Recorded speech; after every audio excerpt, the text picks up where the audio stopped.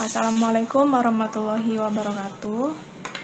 Waalaikumsalam warahmatullahi wabarakatuh. Anak-anak ibu, apa kabar? Kalian semua sehat? Bu, Sebelum belajar ibu ini dulu ya, cek kehadiran dulu. Arkalila,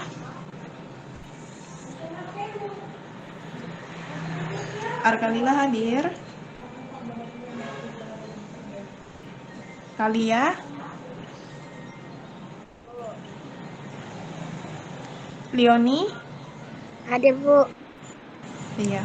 Ngomongnya kuat dikit biar kedengaran, oke? Jadi di sini kita akan belajar tentang ikan dan zat tunggal dan campuran. Jadi di sini kita belajar ikan supaya kita tahu iklan itu seperti apa dan terdapat di mana saja. Kemudian mengenai zat campuran dan zat tunggal, kita bisa tahu sebenarnya di sekitar kita apa yang termasuk zat tunggal dan zat campuran.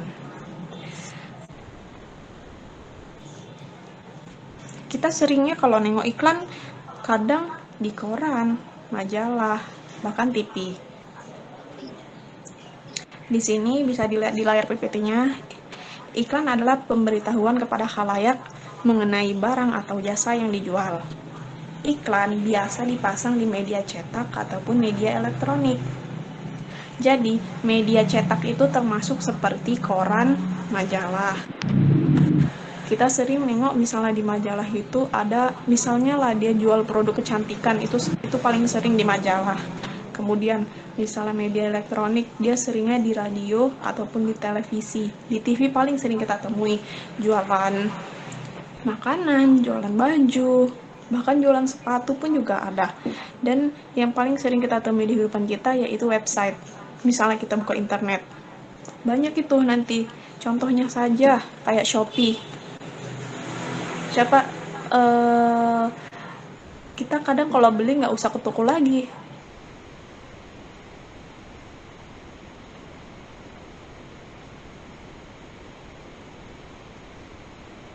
tinggal contohnya. Di sini ada contoh seperti kebiasaan baru makan siang di kantor saja. 4 personal pen hanya 100.000. Di sini dia ngajak konsumen untuk membeli pizza yang disertai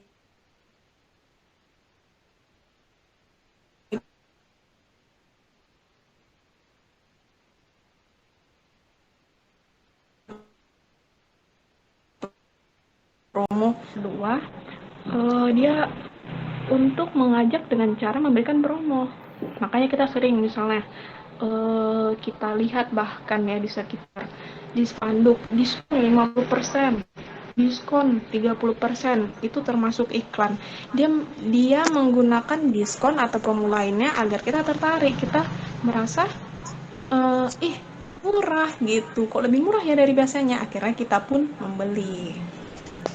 Untuk selanjutnya di sini ada contoh iklan yang mungkin sering kita temui di TV atau televisi. Menurut Leoni, bagaimana dengan iklan di atas? Kita disuruh membeli molto untuk menghemat air. Jadi iklannya mengajak kita untuk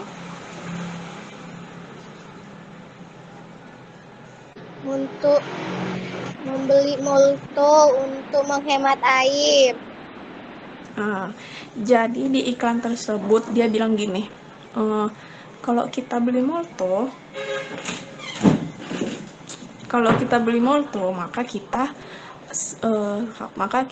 akan mendukung dalam gerakan untuk menghemat air gitu.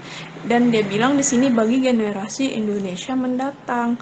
Jadi dia mengajak kita untuk membeli molto dengan slogan molto itu bisa menghemat air.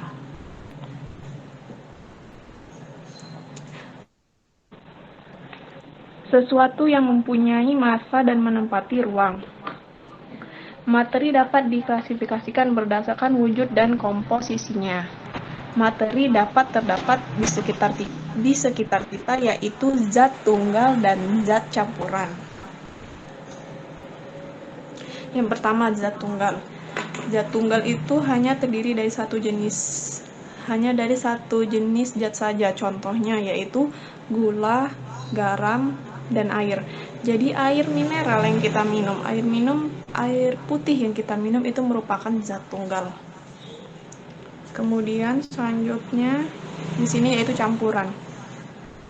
Campuran adalah penggabungan dua macam zat atau lebih. Campuran terbagi menjadi homogen dan heterogen.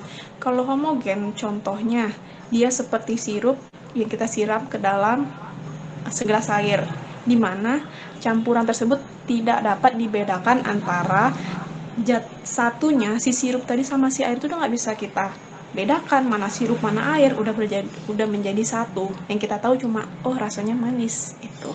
Kemudian untuk campuran heterogen, yaitu campuran yang dia dapat dibedakan antara zat satunya dengan yang lainnya. Contohnya kita mengambil gelas, kita tuang pasir sesendok, kita aduk, maka kita dapat memisahkan pasirnya di mana, airnya di mana. Pasirnya dia mengendap di bawah.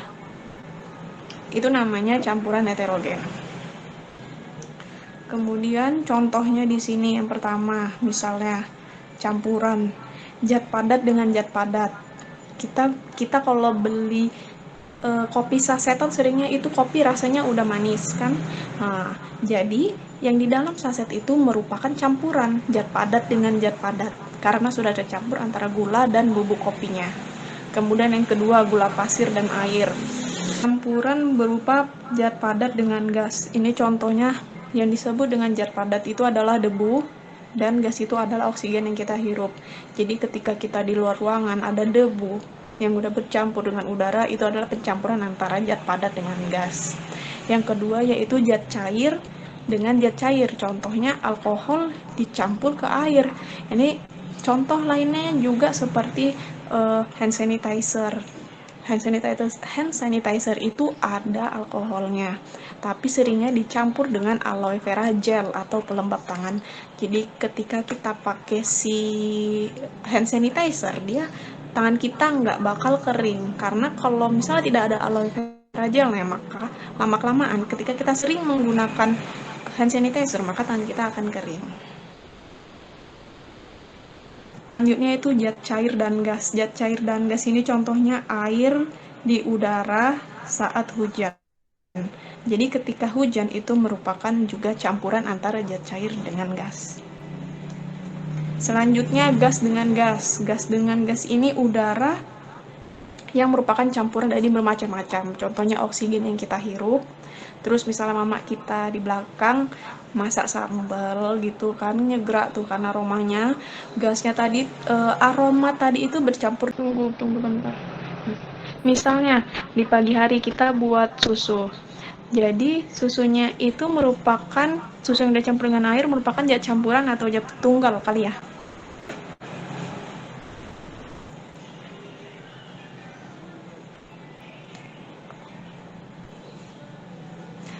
Suaranya dibuka kali ya, mikrofonnya dibuka. Susu merupakan zat campuran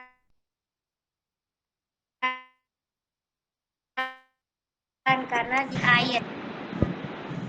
Iya, jadi susu yang kita buat di pagi hari itu merupakan zat campuran karena kita mencampurkan susu bubuk dengan air.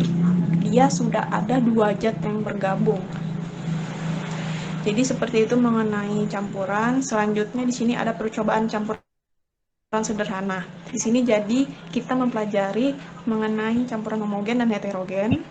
Alat dan bahannya itu di situ ada air panas, teh celup, bubuk kopi, sirup tanah, gelas, dan penyaring.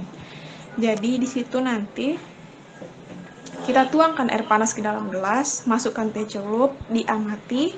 Setelah itu disaring, diamati lagi. Habis itu dicatat. Lakukan itu untuk sirup, bubuk kopi, dan panah. Setelah itu, jawablah pertanyaan berikut ini.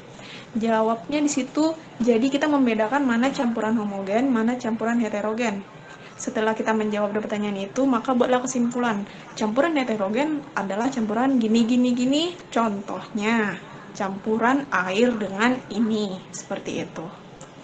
Jadi, kesimpulan kita hari ini kita sudah mempelajari bagaimana iklan itu untuk mengajak kita mengonsumsi barang atau jasanya, dan mengenai zat tunggal dan campuran. Untuk tugasnya nanti akan Ibu share melalui grup WA. Dan untuk pelajaran kita sampai di sini dulu, dan akan kita lanjut di pertemuan selanjutnya. Ibu akhiri, Assalamualaikum warahmatullahi wabarakatuh. Waalaikumsalam warahmatullahi warahmatullahi wabarakatuh.